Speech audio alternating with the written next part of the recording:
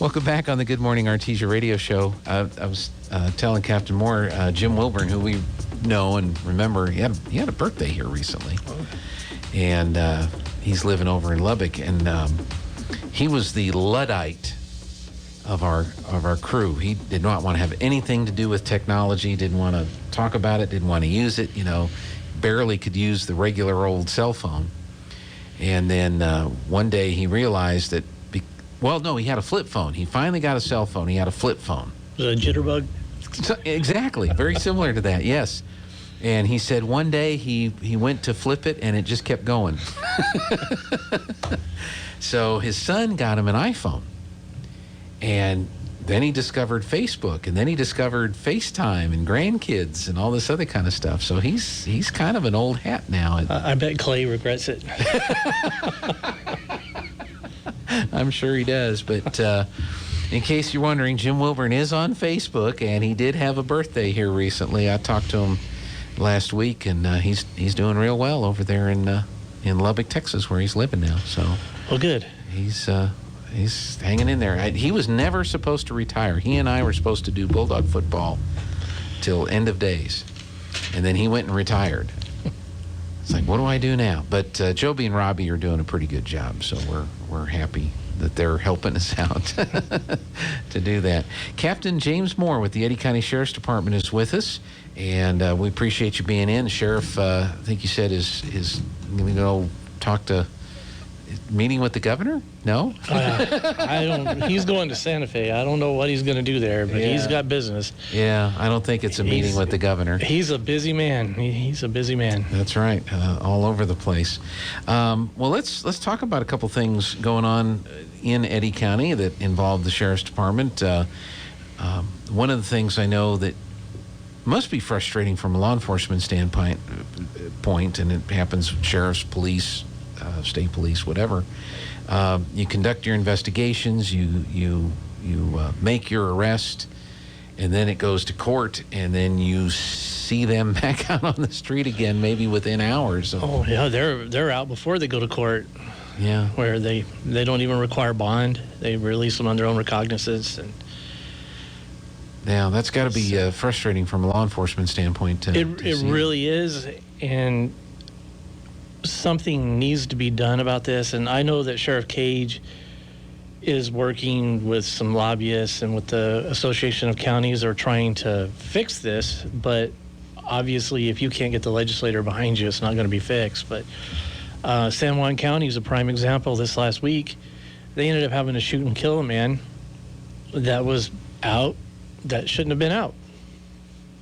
Yeah, and I think Chaves County had a case where they had somebody that broke out of the jail. Yes. That they had to now, did I read that correctly? Did a rancher corner this guy on a ranch somewhere outside of Roswell? I may be thinking of a different case, but I think something like that did happen. That's my understanding. Yeah. That has to be kind of interesting.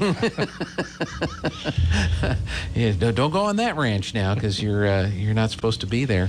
So is this Are the judges that you talk to, is a lot of it because of the way the laws are written on what they can and cannot do in some of these cases? Now, there are some judges that do their own thing, and our judges here really try to work with us. However, they have to stay within the parameters of the law. If they step outside that, then they get sent up for judicial review, and then we end up losing their job. Mm-hmm. So that's part of the issue, if you will, is, yes, is the way some of these laws are written. That is the issue. Mm-hmm. And has it been? This isn't a new thing, is it? Oh no, okay. No. New Mexico has been way behind the times on a lot of this. The problem that we have. You'll get a statute, and the public is very frustrated sometimes with us, because if you look in the statute, like for instance, breaking and entering, if you go by the letter of the law and you arrest someone for dismantling, like if they take a screen, pop a screen off of a window to break in, that's attempted breaking and entering. Mm-hmm. Well, if you, by statute it is, but it's not.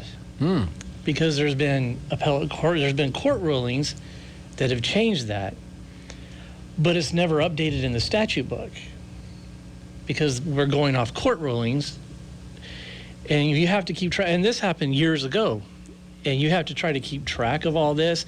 It can be a nightmare sometimes. Yeah. So normally, what happens in most states, when the court changes a statute by a ruling from the court, the legislator will come in and address it. They'll either shore up the statute to make it stronger, or they'll do away with it or weaken it. But not here. Or adjust it to match maybe what the court had ruled in that particular case. But not here.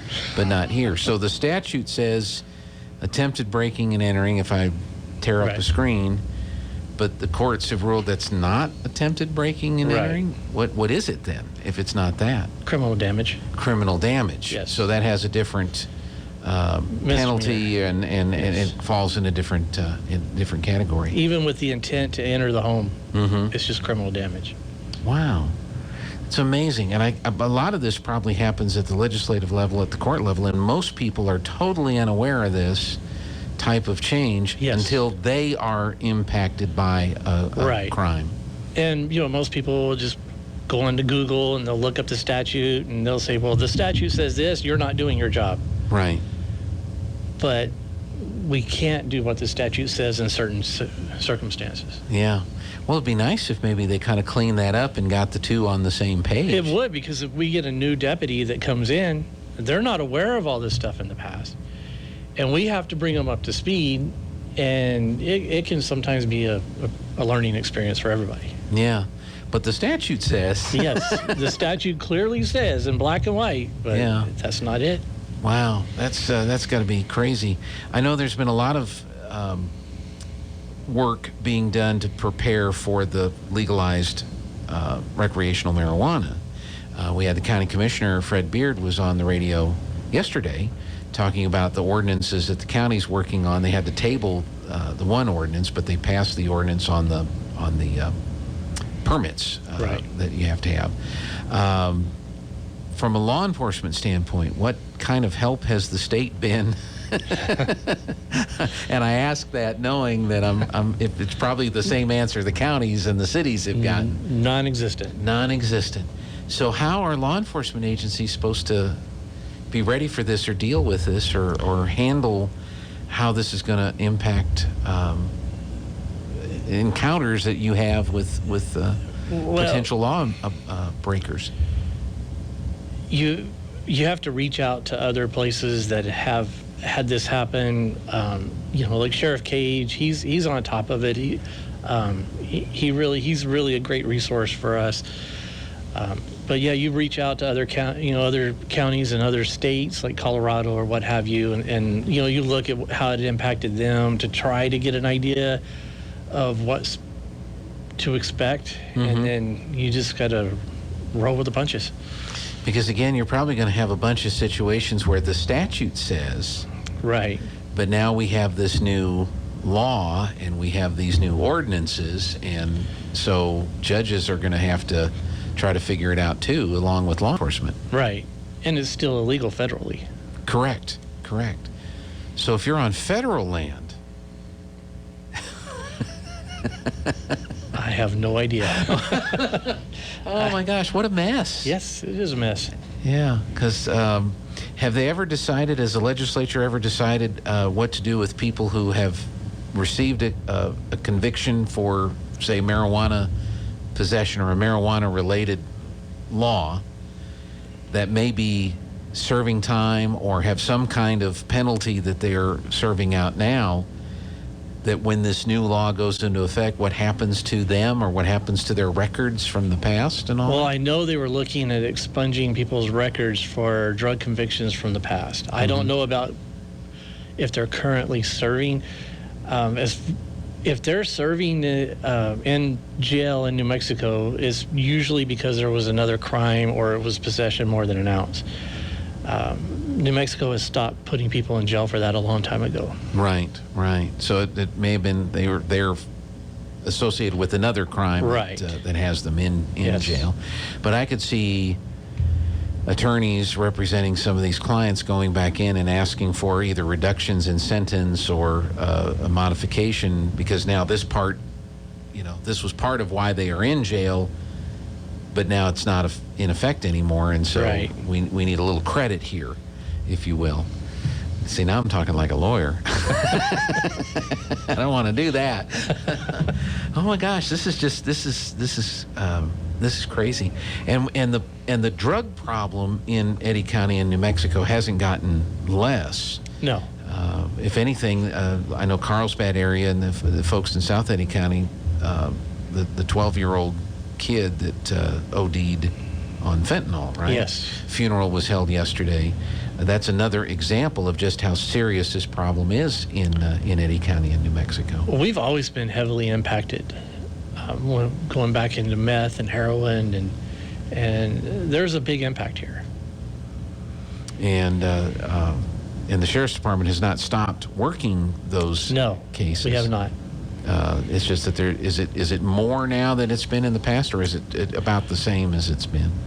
Well, I haven't looked at the stats, so I can't speak to the actual numbers. But my experience shows that it stays relatively the same. It's just a different drug. Okay. Because usually the people in the culture of the drug use culture, it's the flavor of the day, if you will. Some of them are more addictive than others, so you can see a spike and rise like with the younger folks and things like that. But it's not a huge dramatic rise, but it's a different, right. Whatever the as you said, the flavor of the day is, right. Is what's most impacting, and all of it tends to be really, really bad, especially when it gets into the youth and the young community. Oh, absolutely. Yeah. Absolutely. Yeah, it's not a good thing to do that.